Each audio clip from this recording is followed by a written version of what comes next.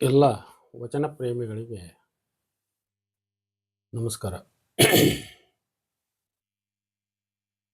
ವಚನಾರ್ಥ ಚಿಂತನೆ, ಅಕ್ಕ ಮಹಾದೇವಿಯ ವಚನಗಳು, ಎರಡನೆಯ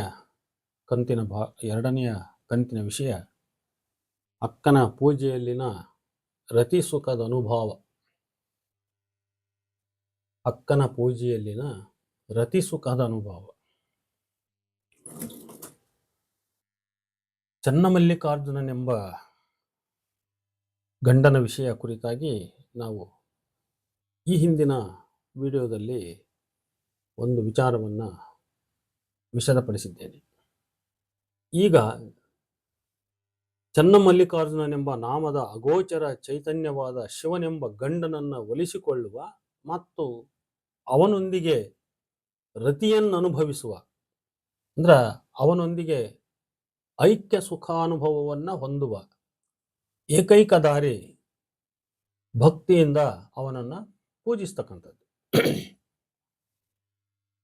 ಹಾಗಾದ್ರೆ ಅಕ್ಕನ ಪೂಜೆಯ ವಿಧಾನ ಹೇಗೆ? ಆ ರತಿ ಸುಖವನ್ನ ಅಕ್ಕ ಮಹಾದೇವಿ ಹೇಗೆ ಆತ್ಮಿಕವಾಗಿ ಅನುಭವಿಸುತ್ತಾಳೆ ಮತ್ತು ಆ ಅನುಭವವನ್ನ, ಆ ಪೂಜೆಯಲ್ಲಿನ ರತಿ ಸುಖಾನುಭವವನ್ನ ತನ್ನ ವಚನಗಳಲ್ಲಿ ಹೇಗೆ ಕಟ್ಟಿಕೊಟ್ಟಿದ್ದಾಳೆ ಅನ್ನೋದನ್ನ ನೋಡೋಣ.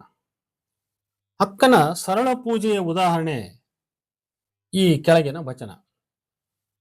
ಸಜ್ಜನೆಯಾಗಿ ಮಜ್ಜನಕ್ಕೆರೆವೆ, ಸಜ್ಜನೆಯಾಗಿ ಮಜ್ಜನಕ್ಕೆರೆವೆ, ಶಾಂತಳಾಗಿ ಪೂಜೆ ಮಾಡುವೆ, ಸಮರತಿಯಿಂದ ನಿಮ್ಮ ಹಾಡುವೆ, ಚನ್ನಮಲ್ಲಿಕಾರ್ಜುನಯ್ಯ ನಿಮ್ಮ ನಗಲದ ಪೂಜೆ ಅನುವಾಯಿತ್ತೆನಗೆ. ಇದು 382ನೆಯ ವಚನ. ಆದರೆ ಶಿವನೊಂದಿಗೆ ಸಮರತಿಯನ್ನು, ಸಂಯೋಗವನ್ನು ಸಾಧಿಸುವ ಅಕ್ಕನ ಮಹದಂಬಲದ ಪೂಜೆ ಇಷ್ಟು ಸರಳವಾದ್ದಲ್ಲ. ಅದು ಇದಕ್ಕಿಂತಲೂ ಇನ್ನೂ ತೀವ್ರತರ ಅನುಭವವುಳ್ಳದ್ದು. ಅದು ಈ ಕೆಳಗಿನ ಒಂದೆರಡು ವಚನಗಳನ್ನ ನೋಡಿ. ಮುತ್ತು ಒಡೆದಡೆ ಬೆಸೆಯಬಹುದೇ, ಮುತ್ತು ಒಡೆದಡೆ ಬೆಸೆಯಬಹುದೇ, ಮನ ಮುರಿದಡೆ ಸಂತಕ್ಕೆ ಬರಬಹುದೇ, ಅಪ್ಪುಗೆ ಸಡಿಲಿದ ಸುಖವ ಮರಳಿ ಅರಸಿದರುಂಟೆ, ಸಾಧಕನೊಯ್ದ ನಿಧಾನದ ಕುಳಿಯಂತೆ ಅಲ್ಲಿ ಏನುಂಟು, ಮಚ್ಚು ಪಲ್ಲಟವಾಗಿ ನೋಟದ ಸುಖವ ಹಿಂಗಿದರೊಳವೇ, ನೋಡದಿರು ಕಾಡದಿರು ಮನ ಬಳಸದಿರು, ಭಾಷೆಗೆ ತಪ್ಪಿದರೆ ಮುಳ್ಳು ಮೊನೆಯ ಕಿಚ್ಚಿನಂತೆ, ಲೇಸು ಬೀಸರ ಹೋಗದ ಮುನ್ನ ಚನ್ನಮಲ್ಲಿಕಾರ್ಜುನನ ಕೂಡಿ ಧಾತುಗೆಟ್ಟ ಬಳಿಕ ಒಳವೇ ಅಂತ ಹೇಳ್ಬಿಟ್ಟು 336ನೇ ವಚನದಲ್ಲಿ ಈ ರೀತಿಯಾಗಿ ಪ್ರಶ್ನೆ ಮಾಡ್ತಾಳೆ ಅಕ್ಕ ಮಹಾದೇವಿ. ಈ ವಚನದಲ್ಲಿ ಮುತ್ತು ಒಡೆದರೆ ಬೆಸುಗೆಯಿಂದ ನಾವು ಅದನ್ನ ಕೂಡಿಸ್ಲಿಕ್ಕೆ ಬರಲ್ಲ, ಮುಗಿದೋಯ್ತು ಕತೆ. ಅಂತೆಯೇ ಮನ ಮುರಿದ ಬಳಿಕ ಮತ್ತೆ ಒಮ್ಮನ ಅಂದ್ರೆ ಮನಸ್ಸನ್ನ ನಾವು ಬೆಸೆಯಲಿಕ್ಕೆ ಸಾಧ್ಯವಿಲ್ಲ. ಅಂತೆಯೇ ಪತಿ ಪತ್ನಿಯರು ರತಿ ಸುಖಾನುಭವವನ್ನು ಅನುಭವಿಸುವಾಗ, ಅವರು ಭಾವ ತೀವ್ರತೆಯಲ್ಲಿ ಇದ್ದಾಗ, ಒಬ್ಬರನ್ನೊಬ್ಬರು ಬಿಗಿದಪ್ಪಿದಾಗ, ಆ ಅಪ್ಪುಗೆಯ ಬಿಗಿಯನ್ನ ಒಮ್ಮೆ ಕೈ ಬಿಟ್ಟು ಬಿಟ್ರೆ ಮತ್ತೆ ಆ ಮೊದಲಿನ ಸುಖ ಮತ್ತೆ ಸಿಗುವುದಿಲ್ಲ. ಅಪ್ಪಿದಡೆ ಅಸ್ಥಿಗಳು ನುಗ್ಗು ನುಸಿಯಾಗಬೇಕು, ಬೆಚ್ಚಡೆ ಬೆಸುಗೆ ಅರಿಯದಂತಿರಬೇಕು ಅಂತ ಹೇಳಿ 315ನೇ ವಚನದಲ್ಲಿ ಹೇಳ್ತಾಳೆ. ನೋಡಿ ಎಂಥ ಅನುಭವ! ಲೌಕಿಕಾನುಭವದ ತೀವ್ರತೆಯನ್ನ ಹೇಳುತ್ತಲೇ ಆಧ್ಯಾತ್ಮಿಕ ಅನುಭವವನ್ನು ನಮಗೆ ತಂದು ಕೊಡ್ತಕ್ಕಂಥ ಸಾಲುಗಳಿವು.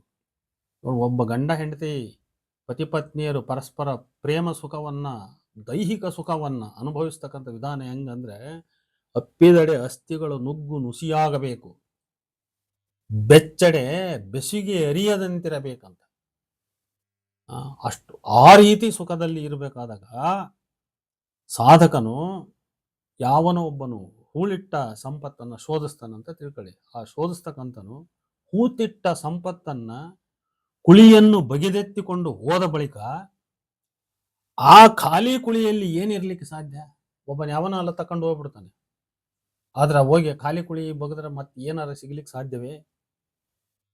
ಹಾಗೆ ಒಮ್ಮೆ ಕಳ್ಕೊಂಡ ಸುಖ ಮತ್ತೆ ಸಿಗಲ್ಲ. ಪರಸ್ಪರ ರತಿ ಸುಖವನ್ನು ಅನುಭವಿಸುವ ಪತಿಪತ್ನಿಯರು ತಮ್ಮ ಅಪ್ಪಿಗೆ ಆಲಿಂಗನವನ್ನ ಸಡಿಲಿಸಕೂಡದು, ಆ ಬಂಧವನ್ನ ಸಡಿಲಿಸಕೂಡದು. ಅದು ಒಮ್ಮೆ ಸಡಿಲಿದ್ರೆ ಹೋಯ್ತದು. ಮಚ್ಚು ಪಲ್ಲಟವಾಗಿ ಅಂದರೆ ಪುರುಷನ ಮೇಲಿನ ಸತಿಯ ಮೇಲಿನ ಆಸಕ್ತಿ ಅನುರಾಗ ಪಲ್ಲಟವಾಗಿ ಭಂಗಗೊಂಡು ಮನಸ್ಸು ಮತ್ತೊಂದು ಕಡೆ ಹರಿದ ಬಳಿಕ ನೋಟದಲ್ಲಿ ಪಡೆಯುತ್ತಿದ್ದ ಸುಖ ಹಿಂಗಿ ಹೋಗುತ್ತದೆ. ಹಾಗಾದ ಮೇಲೆ ಏನು ಪ್ರಯೋಜನ? ಆದ್ದರಿಂದ ಅಕ್ಕ ಮಹಾದೇವಿ ತನ್ನ ಲೌಕಿಕ ಗಂಡ ಪುರುಷರಿಗೂ ಹಾಗೂ ತನ್ನ ಮನಸ್ಸಿಗೂ ಕೂಡ ಏನ್ ಹೇಳ್ಕಂತಾಳಂದ್ರೆ, ನೋಡದಿರು, ಕಾಡದಿರು, ಮನ ಬಳಸದಿರು, ಭಾಷೆಗೆ ತಪ್ಪಿದರೆ ಮುಳ್ಳು ಮೊನೆಯ ಕಿಚ್ಚಿನಂತೆ, ಲೇಸು ಬೀಸರ ಹೋಗದ ಮುನ್ನ ಚನ್ನಮಲ್ಲಿಕಾರ್ಜುನನ ಕೂಡಿ ಧಾತುಗೆಟ್ಟ ಬಳಿಕ ಒಳವೇ. ಲೇಸು ಬೀಸರ ಹೋಗದ ಮುನ್ನ ನೀನು ಚನ್ನಮಲ್ಲಿಕಾರ್ಜುನನ್ನು ಕೂಡಿಬಿಡು, ಇಲ್ಲದಿದ್ರೆ ಧಾತುಗೆಟ್ಟ ಬಳಿಕ ಅದು ಸರಿನೇ, ಅದು ಒಳವೇ ಅಂತ ಪ್ರಶ್ನೆ ಮಾಡ್ತಾಳೆ. ಇದು 336ನೇ ವಚನ. ಇದು ಧಾತುಗೆಡೋದು ಅಂದ್ರೆ ಶಕ್ತಿಗುಂದದು ಅಂತ, ಒಳವೆ ಅಂದ್ರೆ ಸಮಂಜಸವೇ, ಸರಿನೇ ಅಂತ. ಲೌಕಿಕ ಗಂಡಸರು ತನ್ನೆಡೆ ನೋಡದಂತೆ, ತನ್ನ ಮನ ಪರಪುರುಷರೆಡೆ ನೋಡದಂತೆ, ಈ ಕೊನೆಯ ಸಾಧ್ಯತೆ ಕಡಿಮೆ. ಮತ್ತೆ ಕಾಡದಂತೆ, ಮನಸ್ಸನ್ನ ಪ್ರವೇಶಿಸದಂತೆ ಹಿತ ನುಡಿದು, ಈ ಭಾಷೆಗೆ ತಪ್ಪಿದರೆ ಮುಳ್ಳು ಮನೆಯ ಕಿಚ್ಚಿನಂತೆ ದಹನವೆಂಬ ಎಚ್ಚರಿಕೆಯನ್ನ ನೀಡುವಳು. ಎಚ್ಚರಿಕೆ, ಮುಳ್ಳು ಮನೆಯ ಕಿಚ್ಚಿನಂತೆ ದಹನ, ಸುಟ್ಟೋಗ್ತೀಯ ನೀನು ಅಂತ ಒಂದು ಎಚ್ಚರಿಕೆಯನ್ನು ನೀಡ್ತಾಳೆ. ಚನ್ನಮಲ್ಲಿಕಾರ್ಜುನನ ಸಂಘದಳು ತಾನಿರುವುದೇ ಹಿತ, ತನಗೆ ಲೇಸು ಒಳಿತು. ಈ ಲೇಸು ಒಳಿತು ಬೀಸರ ಹೋಗುವ ಮುನ್ನ, ಅಂದರೆ ಶಿವಸಂಗದ ಒಳಿತು ಕೆಟ್ಟು ಹೋಗುವ ಮುನ್ನ, ಬೀಸರ ಹೋಗದ ಮುನ್ನ ಈ ಲೇಸು ಅಂದ್ರೆ ಆ ಶಿವಸಂಗದೊಳಗೆ ಶಿವನ ಒಪ್ಪಿಗೆಯಲ್ಲಿ ಅವನೊಂದಿಗಿನ ಸಾಮರಸ್ಯ ಸುಖದಲ್ಲಿ ಇರುವ ಒಳಿತು ಏನಿದೆಯಲ್ಲ, ಆ ಒಳಿತು ಬೀಸರ ಹೋಗುವ ಮುನ್ನ, ಅಂದರೆ ಅದು ಕೆಟ್ಟು ಹೋಗುವ ಮುನ್ನ ಚನ್ನಮಲ್ಲಿಕಾರ್ಜುನನನ್ನ ಕೂಡು. ಧಾತುಗೆಟ್ಟ ಬಳಿಕ ಅಂದ್ರೆ ನಿನ್ನ ಶಕ್ತಿ ಕುಂದಿದ ಬಳಿಕ ಮತ್ತೆ ಪುರುಷನನ್ನ ಬಯಸ್ತಕ್ಕಂಥದ್ದು, ಅದು ಲೌಕಿಕ ಪುರುಷನನ್ನ ಇರಲಿ ಅಥವಾ ಅಲೌಕಿಕ ಪುರುಷನನ್ನ ಇರಲಿ, ಬಯಸ್ತಕ್ಕಂಥದ್ದು ಅದು ಸರಿಯಲ್ಲ ಎಂದು ಪ್ರಶ್ನಿಸುತ್ತಾಳೆನಿಸುತ್ತದೆ. ವಚನದಲ್ಲಿ ಪ್ರಶ್ನಾರ್ಥಕ ಚಿಹ್ನೆ ಇಲ್ಲ, ಅದರ ಪ್ರಶ್ನಾರ್ಥಕ ಭಾವನೆಯಲ್ಲಿ ಬರ್ತದೆ. ಶಿವನ ಕೂಡಿ ನಾನು ಧಾತುಗೆಟ್ಟ ಬಳಿಕ ನೀನು ಅಂದ್ರೆ ಅದು ಪರಮಪುರುಷ ಅಥವಾ ಕೌಶಿಕ ಅಥವಾ ಆಕೆಯ ಮನಸ್ಸು ಸುಧಾರಿಸಿಕೋ, ಸುಮ್ಮನಾಗಿ ಬಿಡು ಎಂಬ ಅರ್ಥ ಇಲ್ಲಿ ಬಹುಶಃ ಸರಿ ಅನಿಸಬಹುದು. ಇನ್ನೊಂದು ವಚನವನ್ನ ನೋಡಿ. ಲೇಸು ಹಾಸು ನೋಟವಾಭರಣ ಆಲಿಂಗನ ವಸ್ತು. ನೋಡು, ಲೇಸು ಹಾಸು ನೋಟವಾಭರಣ ಆಲಿಂಗನ ವಸ್ತು, ಚುಂಬನವಾರೋಗಣೆ ಲಲ್ಯವಾತು ತಾಂಬೂಲ, ಲವಲವಿಕೆಯ ಅನುಲೇಪನವೆನಗೆ ಚನ್ನಮಲ್ಲಿಕಾರ್ಜುನನ ಕೂಟ ಪರಮಸುಖವವ್ವ ಅಂತ ಹೇಳ್ತಾರೆ. ಚನ್ನಮಲ್ಲಿಕಾರ್ಜುನನ ಕೂಟ ಪರಮಸುಖವವ್ವ. 356ನೇ ವಚನ. ಲಲ್ಯವಾತು ಅಂದ್ರೆ ಲಲ್ಯ ಮಾತು, ಅನುಲೇಪನ ಅಂದ್ರೆ ದೇಹಕ್ಕೆ ಲೇಪಿಸಿಕೊಳ್ಳುವುದು, ಅದು ವಿಭೂತಿಯನ್ನ ಲೇಪಿಸಿಕೊಳ್ಳೋದು, ಹೂಸಿಕೊಳ್ಳೋದು, ಬಳಿದುಕೊಳ್ಳೋದು. ಲಿಂಗದ ಸಂಪರ್ಕದಿಂದ ತಾನು ಪಡೆದ ಲೇಸೆ ಅಂದ್ರೆ ಒಳಿತೆ, ಆಶೀರ್ವಾದವೇ ಹಾಸುಗೆ, ಅದೇ ಹಾಸುಗೆ. ಆ ಲಿಂಗದ ಸಂಪರ್ಕದಿಂದ, ಲಿಂಗ ಸುಖದಿಂದ ತಾನು ಯಾವ ಒಳಿತನ್ನ, ಯಾವ ಲೇಸನ್ನ ಪಡೆದುಕೊಂಡಿದ್ದಾಳೋ ಆ ಒಳಿತೆ, ಆ ಸುಖವೇ ಇಲ್ಲಿ ಹಾಸುಗೆ. ಆ ಲಿಂಗವನ್ನು ತದೇಕ ಚಿತ್ತದಿಂದ ಅಂದ್ರೆ ರತಿಭಾವದಿಂದ ನೋಡುವುದೇ ಆಭರಣ. ಆ ಲಿಂಗವನ್ನು ಅಪ್ಪಿಕೊಂಬುದೇ ಐಕ್ಯ ವಸ್ತು ಅಥವಾ ಪೂಜ್ಯನೀಯವಾದ ವಸ್ತು. ಅದನ್ನ ಚುಂಬಿಸುವುದೇ ಆರೋಗಣೆ, ಆ ಲಿಂಗವನ್ನ. ಅದರೊಂದಿಗೆ ರತಿಭಾವ ಪ್ರೇರಿತವಾದ ಲಲ್ಲೆ ಮಾತುಗಳೇ ತಾಂಬೂಲ. ಲಿಂಗ ಸಂಯೋಗದಿಂದಾಗಿ ತನುಮನಗಳಲ್ಲಿ ಪುಲಕಿತವಾದ ಪ್ರಫುಲ್ಲವಾಗಿ ಮನವರಳಿ ಹೊಸ ಹುಮ್ಮಸ್ಸಿನಿಂದ ಲವಲವಿಕೆಯಿಂದ ವರ್ತಿಸುವುದೇ ತನಗೆ ವಿಭೂತಿಯ ಮಹಾಭಸ್ಮದ ಅನುಲೇಪನ. ಚನ್ನಮಲ್ಲಿಕಾರ್ಜುನನ ಕೂಟವೇ ಪರಮಸುಖ ಅಂತ ಈ ವಚನ ಹೇಳ್ತದೆ. ಈ ವಚನ ರತಿ ಸುಖ, ಸತಿಪತಿಯರ ರತಿ ಸಮಯದ ಸುಂದರ ರಮ್ಯ ಚಿತ್ರಣವನ್ನ ಕೆಲವೇ ಪದಗಳಲ್ಲಿ ನಮ್ಮ ಮನಕ್ಕೆ ಅದು ತಾಕಿಸುತ್ತದೆ.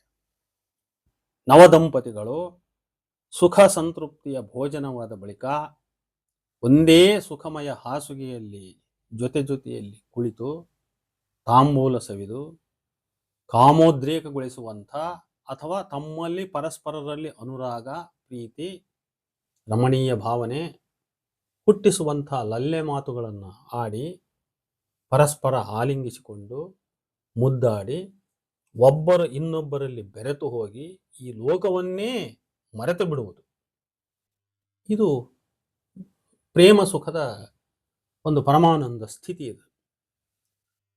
ಅಕ್ಕ ಮಹಾದೇವಿ ತನ್ನ ಲಿಂಗ ಪೂಜೆಯ ಪ್ರಕ್ರಿಯೆಯಲ್ಲಿ ಈ ಎಲ್ಲ ಲೈಂಗಿಕ ಕ್ರಿಯೆಗಳ ಸುಖಗಳನ್ನು ಆವಾಹಿಸಿಕೊಳ್ಳುವಳು.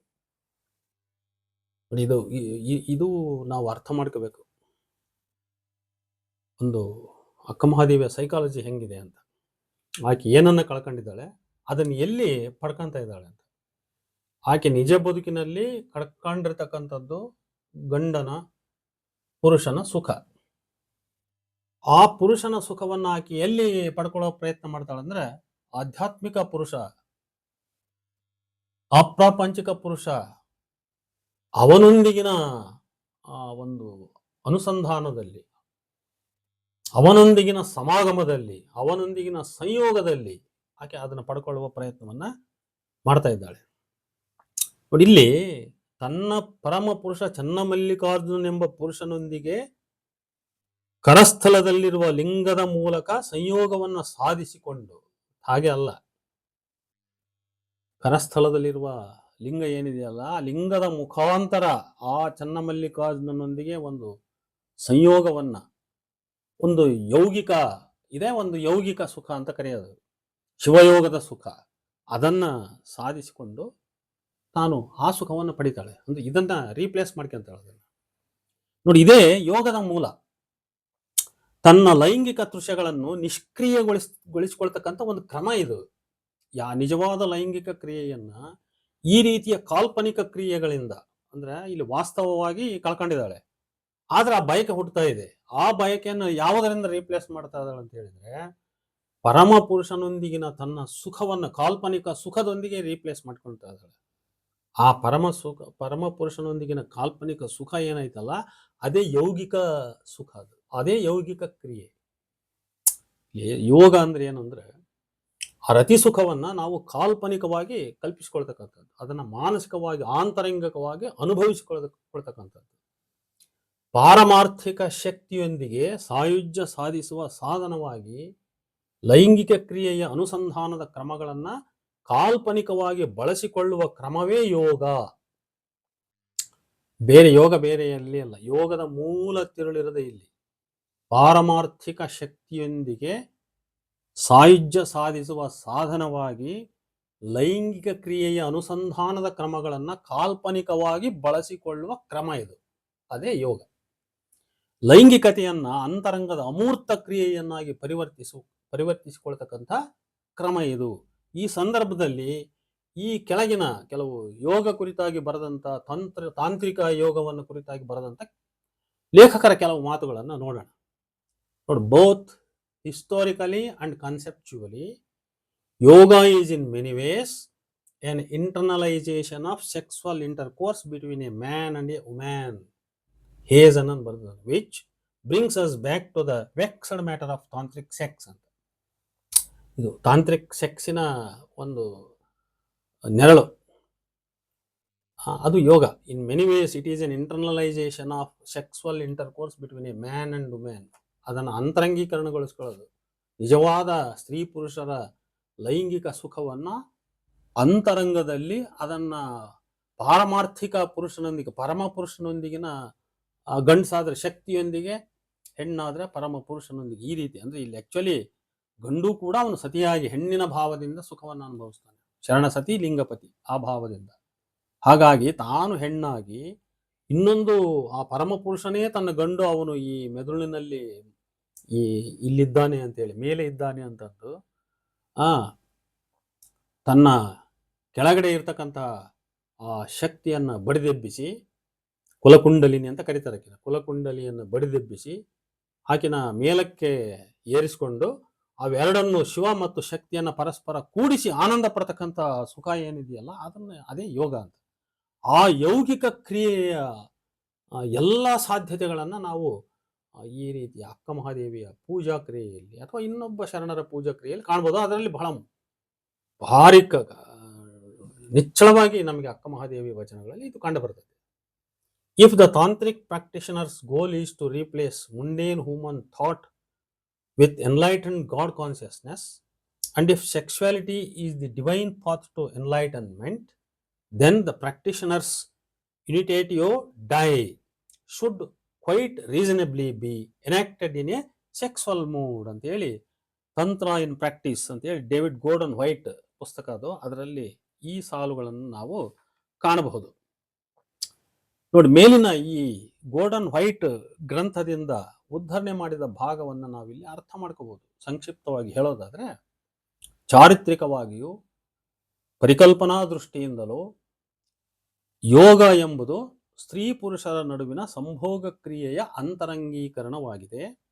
ತಾಂತ್ರಿಕನು ಸಾಮಾನ್ಯ ಮನುಷ್ಯನ ಆಲೋಚನೆಗಳ ಸ್ಥಾನದಲ್ಲಿ ದೈವಿಕ ಜ್ಞಾನವನ್ನು ಸ್ಥಾಯಿಗೊಳಿಸ ಬಯಸಿದಲ್ಲಿ ಮತ್ತು ಲೈಂಗಿಕತೆಯು ಪರಮಜ್ಞಾನಕ್ಕೆ ಕೊಂಡೊಯ್ಯುವ ಮಾರ್ಗವಾಗಿದ್ದಲ್ಲಿ ತಾಂತ್ರಿಕಾಚಾರ್ಯ ದೈವಿಕ ಸ್ವರೂಪದ ವ್ಯಕ್ತಿತ್ವವು ಲೈಂಗಿಕ ಮನೋಭಾವದಿಂದ ವರ್ತಿಸತಕ್ಕದ್ದು ಅದು ಮಾತಿನ ಅರ್ಥ.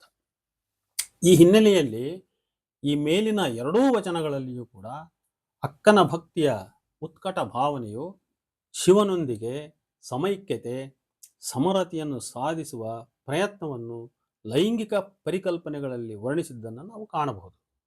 ಶರಣರು ತಾಂತ್ರಿಕರಲ್ಲದೇ ಇದ್ದರೂ ಕೂಡ ಅವರ ಲಿಂಗ ಪೂಜೆಯು ತಾಂತ್ರಿಕ ಪೂಜೆಗೆ ಹೋಲುವಂತಿದೆ.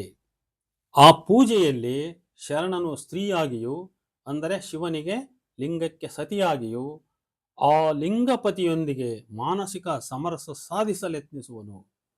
ಇತರ ಶರಣರು ಈ ಕುರಿತು ಮಾರ್ಮಿಕವಾಗಿ ನುಡಿಯುವುದನ್ನೇ ಅಕ್ಕ ಮಹಾದೇವಿ ನೇರವಾಗಿ ವ್ಯಕ್ತಪಡಿಸಿದ್ದಾಳೆ. ಈ ಕುರಿತು ನಾವು ಇನ್ನಷ್ಟು ವಚನಗಳನ್ನು ನೋಡೋಣ. ಮಚ್ಚು ಅಚ್ಚುಗವಾಗಿ ಒಪ್ಪಿದ ಪರಿಯ ನೋಡ, ಎಚ್ಚಡೆ ಗರಿ ದೂರದಂತಿರಬೇಕು, ಅಪ್ಪಿದಡೆ ಅಸ್ಥಿಗಳು ನುಗ್ಗು ನುಸಿಯಾಗಬೇಕು, ಬೆಚ್ಚಡೆ ಬೆಸುಗೆ ಎರಿಯದಂತಿರಬೇಕು, ಮಚ್ಚು ಒಪ್ಪಿತ್ತು ಚನ್ನಮಲ್ಲಿಕಾರ್ಜುನನ ಸ್ನೇಹ ತಾಯೇ ಅಂತೇಳಿ 315ನೇ ವಚನ ಇದು. ಮಚ್ಚು ಅಂದ್ರೆ ಮೋಹ, ಬಯಕೆ, ಇಷ್ಟ ಅಂತ. ಅಚ್ಚುಗ ಅಂದ್ರೆ ಸ್ಥಿರಗೊಳ್ಳೋದು ಅಂತ.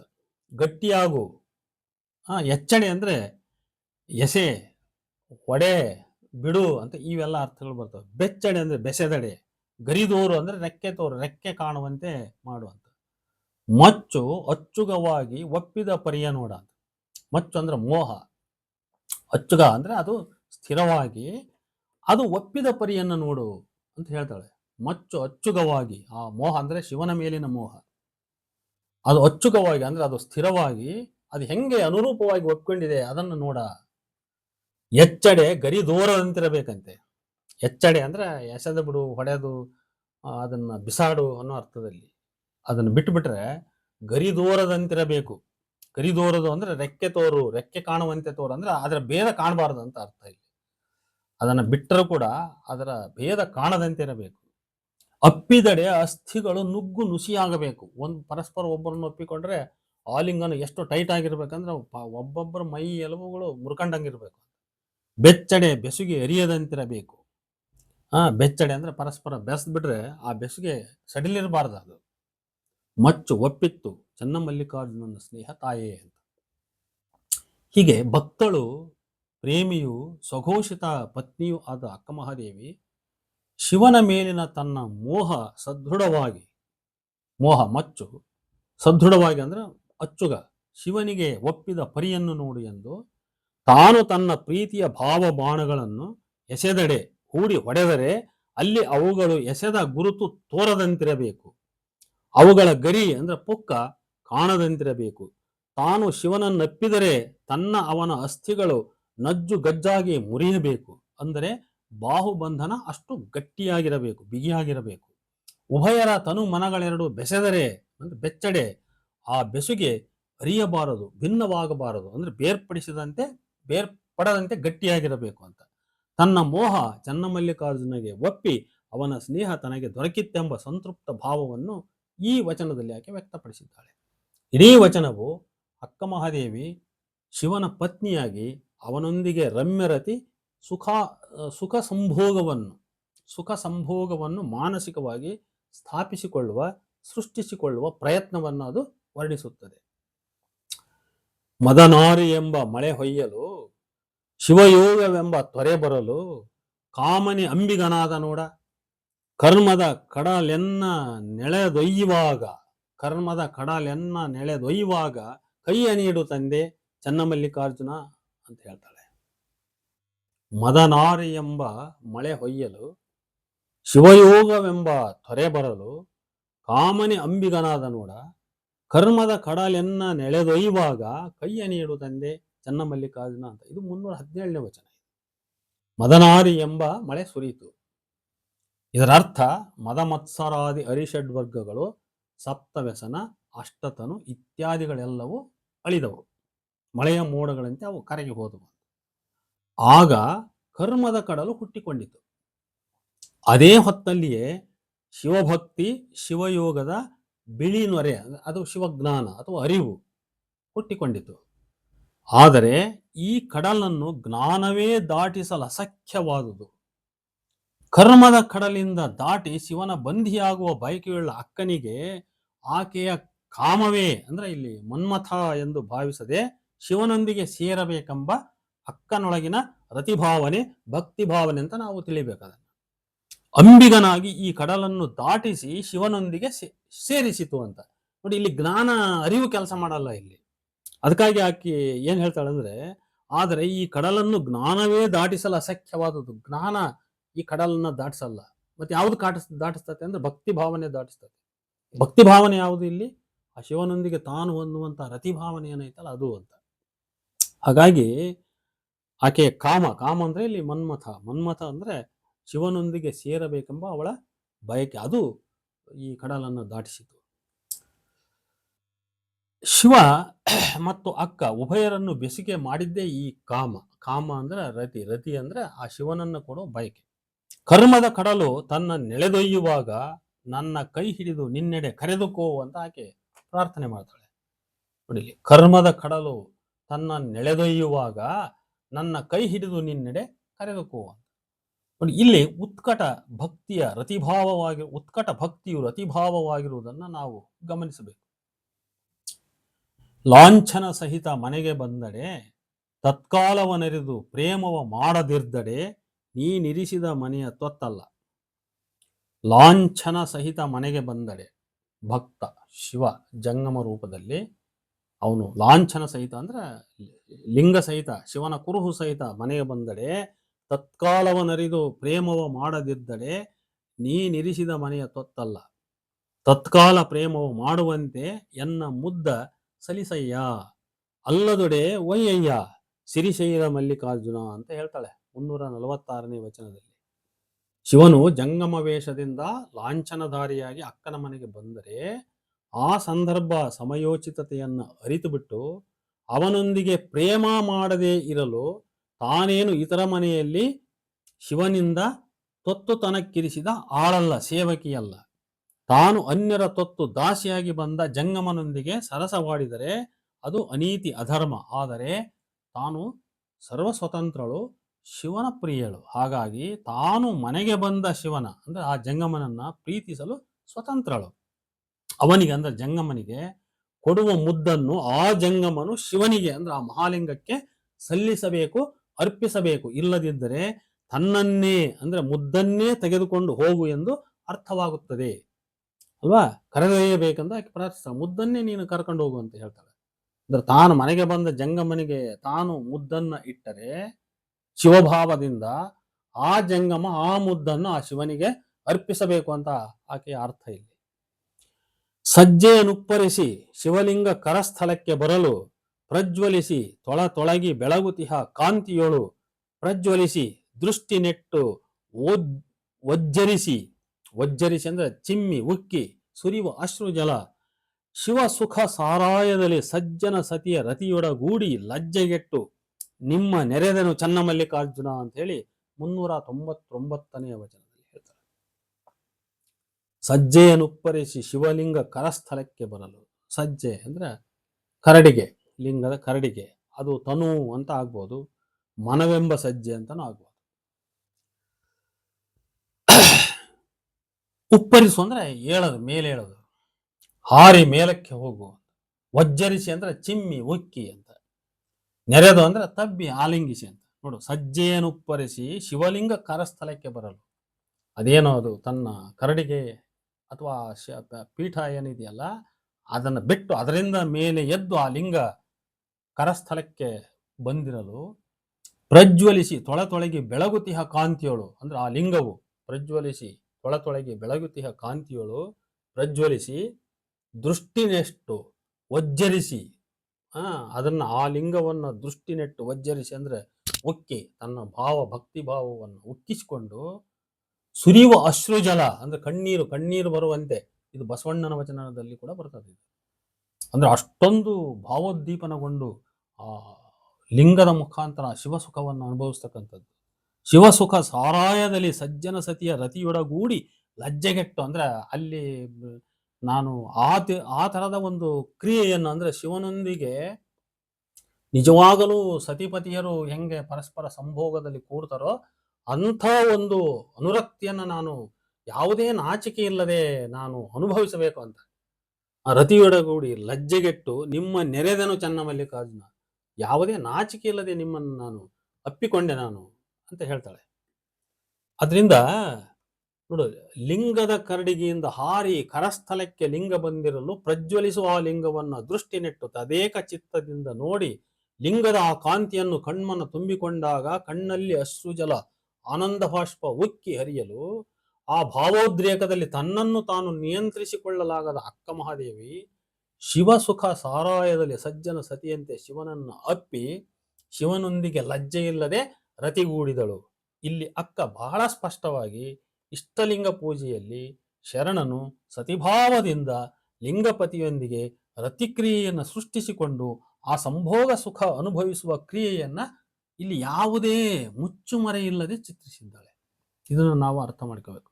ಇಲ್ಲಿ ನಮಗೆ ನಿಜವಾಗ್ಲೂ ಶರಣಸತಿ ಲಿಂಗಪತಿ ಭಾವ ಮತ್ತು ಶಿವಪೂಜೆಯಲ್ಲಿನ ರತಿ ಸುಖಾನುಭವದ ನಿಜವಾದ ಒಂದು ತಿರುಳು ನಮಗೆ ಅರ್ಥವಾಗ್ತದೆ. ನಿಜವಾದ ತಿರುಳು ನೋಡಿ, ಇಲ್ಲಿ ಶರಣರು ತಾಂತ್ರಿಕರನ್ನು ವಿರೋಧಿಸಿದ್ರು ಕೂಡ ಪೂಜೆಯಲ್ಲಿ ಆ ತಾಂತ್ರಿಕರ ಮಹತ್ವವನ್ನ, ಅದರ ಒಳಸಾರವನ್ನ ಅವ್ರ ಕೈಲಿ ಮೀರ್ಲಿಕ್ಕಾಗ್ಲಿಲ್ಲ. ಎಡಗೈಯಲ್ಲಿ ತ್ರಿಕೋನವನ್ನು ಬರ್ಕೊಂಡು ಅದ್ರ ಮೇಲೆ ಇಷ್ಟಲಿಂಗವನ್ನು ಸ್ಥಾಪಿಸಿಕೊಳ್ಳೋದು. ತ್ರಿಕೋನವೇ ಶಕ್ತಿಯ ಸಂಕೇತ, ಯೋನಿಯ ಸಂಕೇತ. ಕೈಯೊಳಗಿನ ಲಿಂಗವೇ ಪುರುಷನ ಸಂಕೇತ, ಪುರುಷಾಂಗದ ಸಂಕೇತ. ಪರಸ್ಪರ ಅವೆರಡನ್ನು ಕೂಡಿಸೋದೇ ಅಲ್ಲಿ ಮೊದಲನೇ ಸಂಭೋಗ. ಅಂಗೈಯೊಳಗಿನ ತ್ರಿಕೋನ ಅದೇ ಪೀಠ.